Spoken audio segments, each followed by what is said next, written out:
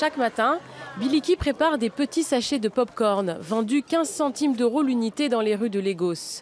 Mais son commerce est désormais menacé. Une loi, introduite par le gouverneur de la ville, interdit désormais aux vendeurs ambulants d'exercer.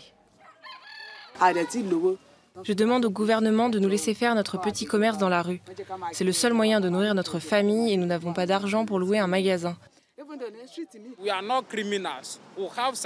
Nous ne sommes pas des criminels.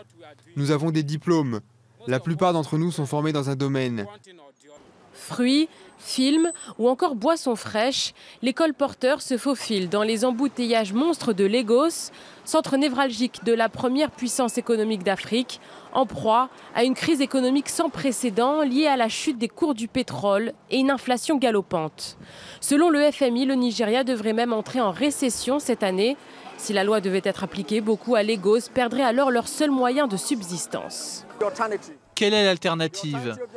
L'alternative sera la criminalité et le gouvernement va continuer à dépenser de l'argent pour la sécurité et le renforcement des unités.